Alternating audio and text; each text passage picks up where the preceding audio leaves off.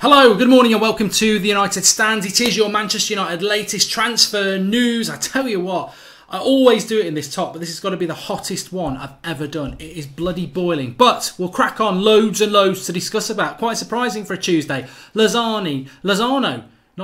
Tierney, Pellegrini, Shaqiri, Willian, two AC Milan centre-backs. Lots and lots to talk about. I'm going to start off with Lorenzo Pellegrini. I'm going to start off somewhere a little bit different because this is a little bit different. He's been linked to Arsenal in the past. Well, who is he? He plays for Roma. He's 22, just turned 22. He's 6'2". And basically, I suppose the best way I could describe it is he's probably a lesser known, not quite hit the heights of a Milinkovic-Savic. He's that sort of a player. He's probably a little bit more Kovacic as well. He's a bit more box-to-box. Puts his physicality around, but he can get a goal, he can dribble, he can pass. And the interesting thing about him is that he's not... Roma came out yesterday and basically said that they will listen to offers for Dzeko, Manolas and Pellegrini. They haven't had any offers yet, but they would probably have to listen to them because Roma are always, a little financially not that secure. And the interesting thing about Pellegrini is United's name have been mentioned in relation to him. Now, I'm not convinced that we're even looking at bringing another midfielder in, and I certainly don't think we'd go and get Milinkovic-Savic for over £100 million. But this lad, you know what? He could be well worth a look at. Only just turned 22, 6 international caps, and has a release clause that was about €25 million. It's up to €31 million according to reports until the end of July. So just keep an eye on with him because I think, sometimes out of the box sort of thinking signings, and he is a midfielder that would just give us something else in there that is a little bit like Milinkovic-Savic, but not going to cost anywhere near the money. Keep an eye on it. Well worth it, I think. Anyway, let's talk about Hirving Lozano. I've purposely not mentioned him that much so far because his name just keeps getting brought up and brought up and brought up. And as I said on the Sunday night show, the source is always the same. It's always the same source that it was over the weekend, which really is a website that's been around for a number of years that has a reputation for dumping out not very accurate stories. And the journalist who wrote it on Twitter follows about 1,500 people and has about 1,500 people following him. So the credibility level is very, very low. And that's not to say that it's not true, but it's just not worth hanging your hat on. And it's now being regurgitated around things like the Daily Star, the Daily Mirror, which in the UK, again, is not that credible. But people start to think there's something in it because the story was that United were going to begin talks this week for a £35 million deal for Hirving Lozano. We've said this before as well, haven't we? That something will start 3 or 4 days ago, but by the time it starts to hit the UK press, it's the same story we've already spoken about 3 or 4 days ago. They've just taken time to actually realise it. But there's nothing new. It's the same uncredible source. He has got the same agent as Lukaku and Pogba and Mino Raiola, and we've always done a deal with him every summer that we've had Mourinho. 35 million. I would take him. If you don't know anything about Lozano, you didn't see the World Cup. He had a bit of a hit and miss World Cup, but again, you can't judge him on that. The goal he scored against Germany was very good. He can play off the left and the right. I think he'd play on the right if he came to United. He's skillful. He's still only early 20s. And he could develop into a really, really good player for Manchester United. But I just do not see it at all. I do not think he is the sort of player that Jose Mourinho would go for, as much as I would be really excited if we did.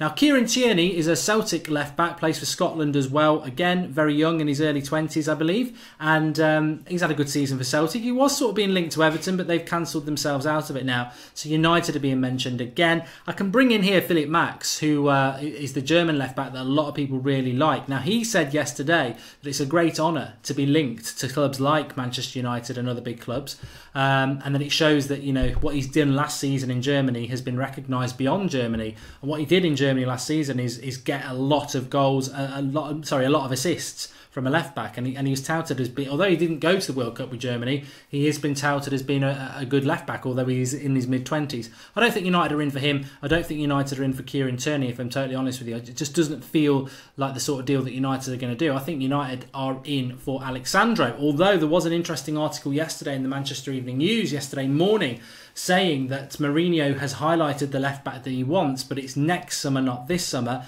and that's dependent on if Luke Shaw lives up to what he's expecting of him this season. I think this would be, if that was true, it would be really bad news. But I still think that we're going to sign Alexandro as soon as Ronaldo goes to Juventus, which is apparently going to be in the next 36 hours. So once that deal's done, I think it will then allow United to finish the Sandro deal, because they'll need to generate a little bit of money. So I believe United will sign Alexandro, and the sooner Ronaldo goes to Juventus, the better, so we can get that done. I don't think we're in for Tierney. It'd be too much of a risk for a Celtic left-back to come down and be a first-choice left-back for United, and I don't think he would be first choice either. I don't think he would be enough to push Young out. As for Philip Max, I just don't think we're ever in for him, really. I don't think we're in for him. And again, I don't know whether it's too big a step for him to come to a club like Manchester United. But if we don't sign anybody, I think we're in trouble. Yes, Ashley Young hopefully will be a World Cup winner. But a World Cup winner as a left wing back doesn't mean that you can win a Champions League or a Premier League at Manchester United as a left back, which is where he's been playing. If we go to a 3-5-2, then maybe Ashley Young becomes prevalent again. But as a left back and a flat back four, it doesn't work for me. And I always, no matter what Luke Shaw's doing, Mourinho will not play Shaw over Young, as I've said so many times. Interesting things going on at Chelsea. We're not a Chelsea fan channel, God no, but Conte was back for pre-season training yesterday. Nobody ever thought this was going to happen. There's still talk that he will be sacked, but at the moment he is back at Chelsea. Willian has obviously just been knocked out by in the World Cup by Brazil, so he won't be back in training for Chelsea for a couple of weeks. But if Conte does stay at Chelsea, Willian will definitely move on. There's talk that he'll move on anyway, but he'll definitely move on if Conte is there, because that relationship has fallen apart. Which means if Barcelona are not in for Chelsea, as some people feel that's just paper talk, he could well be ending up at Manchester United. And I must just say, look, I think I've been a bit negative on Willian over the last few weeks. I have said in the past I'd quite like him, especially a year ago when he was 29, not about to turn 30. Mourinho, I'm sure, can get the best out of him, but I just don't see what he brings to Manchester United. It's just short-termism. And again, if we did bring a player like Willian, you've got to win the league next season. Sanchez, Willian, Matic, they're all touching 30 now. So it's next season or nothing. So if we get Willian, to me, it's got to be next season. And then what happens if we do? Where are we the year after? We're all getting excited about the youth going on tour, but as I said last night, I don't think any of them, hardly any of them, will be involved next season when it really matters. I don't.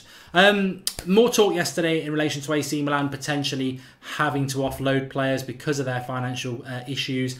Bonucci's been mentioned again, and Romanelli, the centre back who plays with him as well. So, yeah, keep an eye on that. Maybe we would go for one of those, but I don't know. We'll have to wait and see with regards to that. But yeah, very, very interesting and lots to talk about. In fact, just must bring as well. I read an article yesterday. I think it was Stretty News, the website, interviewed a Stoke journalist, and he was asked specifically about Shaqiri.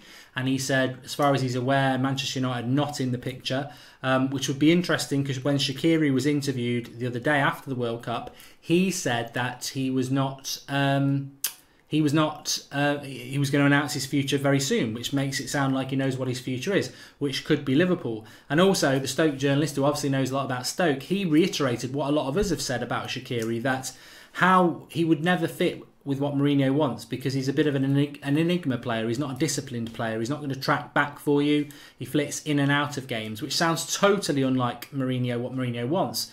I mean, I know people out there would say, well, that's what Anthony Martial's like. But Anthony Martial's not actually like that. He's quite disciplined. He does run the line and hug the touchline. He does track back. And, I mean, Shaqiri just would be a very, very strange signing for Manchester United. But it's a strange transfer window, but it looks like we're not in for him, which I think is a real positive, because I just don't really see what he would bring to Manchester United. Who will bring what to Manchester United, though? Another day passes and we're just not... The thing is, we all know with Manchester United is that with transfers, we're not quick with them. So we'd have to be linked with somebody and then maybe a week or two before they actually sign, which is another 2 weeks gone. And we're not getting any strong links, apart from Sandro, which we think we know why that's been parked because of Ronaldo. There is nothing else going on. And I think there's three real... well, I want your opinion on it, but I personally think, and give us your thoughts below, there's three theories on that. One, we're not doing any business other than hopefully Sandro. Two, the business that we're doing is with people who are part of the World Cup. Or three, we're bartering and hoping to take it towards the end.